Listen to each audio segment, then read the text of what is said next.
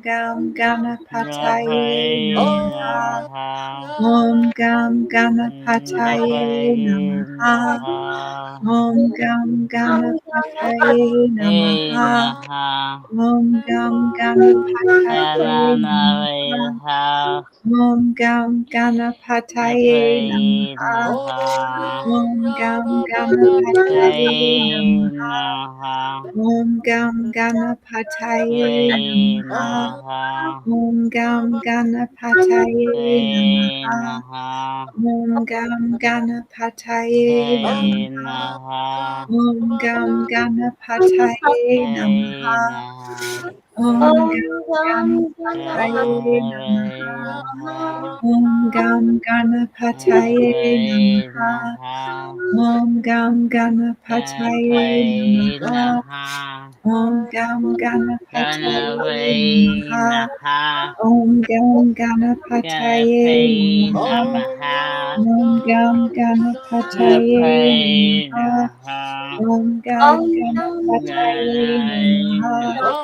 Om Gam Ganapataye Ganapataye Namaha. Namaha. Om Gam Ganapataye Ganapataye Namaha. Namaha. Om Gam Ganapataye Ganapataye Namaha. Namaha. Om Gam Ganapataye Ganapataye Namaha. Namaha. Om Gam Ganapataye Ganapataye Namaha. Namaha. Om Gam Ganapataye Ganapataye Namaha. Namaha. Om Gam Ganapataye Ganapataye Namaha. Namaha. Om Gam Ganapataye Ganapataye Namaha. Namaha. Om Gam Ganapataye Ganapataye Namaha. Namaha. Om Gam Ganapataye Ganapataye Namaha. Namaha. Om Gam Ganapataye Ganapataye Namaha. Namaha. Om Gam Ganapataye Namaha. Namaha. Om Gam Ganapataye Ganapataye Namaha. Namaha. Om Gam Ganapataye Ganapataye Namaha. Namaha.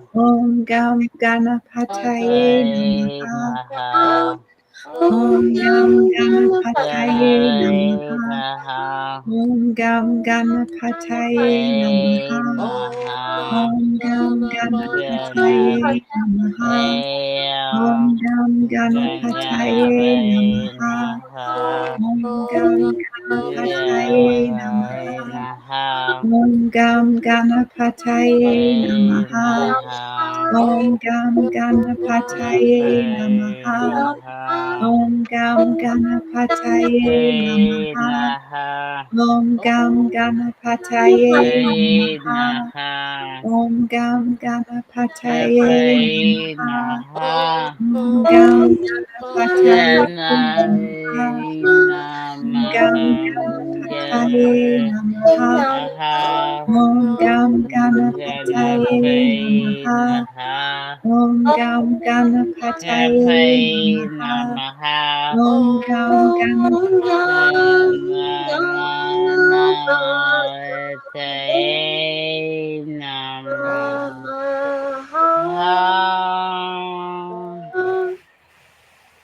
Namaha.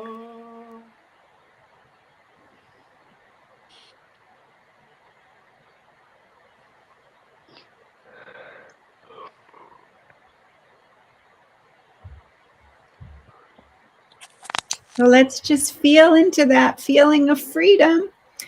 And then we'll go into our second chant, Nam Myoho Renge Kyo. Anybody want to share about that chant? It's a love I chant that or the miracle be happiness and joyfulness. See? And love. And love, I Because mean. millions of people all over the world do this chant every day to bring peace and love. All right, so let's chant it 3 times slow, and then we'll chant it 108 times all together. Auntie Jean will let us know when we get to that magic number. And then we'll go into our next session, the next part of our session. Want me to say the declarations? Yes, please. Oh, Okay. Anybody who wants to. Oh, you want to do it? Go ahead, Charlie. You never get to do it. okay. First, we're gonna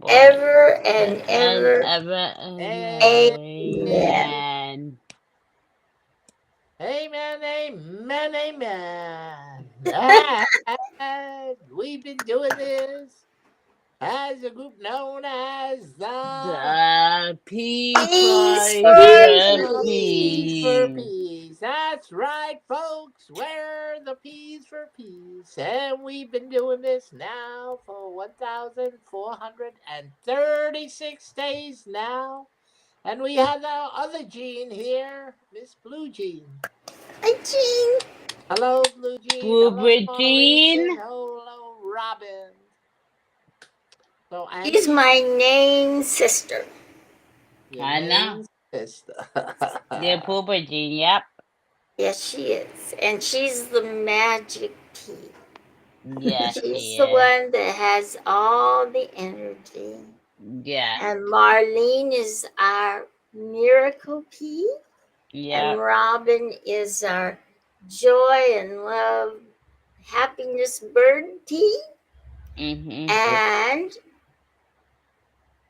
oh, that's all that's here. I thought Shoshana was here. She's not here today. We love you, Shoshana. Hope to see you tomorrow. And everybody else who is not here and is missing in action, like Teri. So, Teri, And Tracy. and of course, our Gracie, who we're missing terribly, and we want her home. And everyone who's out there in Peeville, we are inviting you to come and join us either in the chat or here on the in the group in the video room where we have Chris, who's our sweet pea, and we Mm-hmm. have Charlie, who is our magnificent and charming Charlie. And we have Karen, who's our beautiful songstress pea, and we have Auntie Jean. And we're missing Teri terribly, but she'll be here tomorrow. But we need to let you know that Karen is taking a little break for a week. She's going to go visit her mom. Isn't that wonderful? In Florida. And she's going to have a wonderful time. Last year, she had the best time with her mom. So it's going to be the same this year. But anyway, we're going to invite you in song because Charlie will remind me if we don't. So since we have peace there and we have peace here, we're asking you all, Would what Why you would you like like me be you be to to? do? And as you can see, I'm not the songstress Pete. But anyway, so thankful that you all were here. Beautiful that you all came in. Jean, oh my goodness. I'm so happy to see you here. Love you so much, honey. Hope you're feeling better. And Daisy, I know, is all excited. It's not Daisy. Dolly. Dolly is all excited about her new home that she's coming to. Can't wait. And everybody, we would like to invite you to another beautiful peace meeting, and it's every day at 1:11 Eastern Time. And on that, in that time period, it's only for 7 minutes. Honestly, it lasts about 12 to 15, but the meditation itself is only 7 minutes. Charlie was here today. It's a beautiful time, isn't it, Charlie? Yes. Yes. Yes. And we all put our energy together and we send out love and peace to the world, especially to our world leaders who really, they're responsible for our peace in a way. So we send them love and strength that they will make the right decisions. And we're so glad you came here. I'm going to turn it back over to Karen so she can say our goodbyes. And Karen? Yeah, a yoga night. It's yoga night. Yep. Oh, it is yoga night. Let's hurry Yep. up because you got to go see Yogi Yeah, and And boo and boo. and boo boo boo. boo. Okay. Yes. So, We leave one you more all. thing we have to say.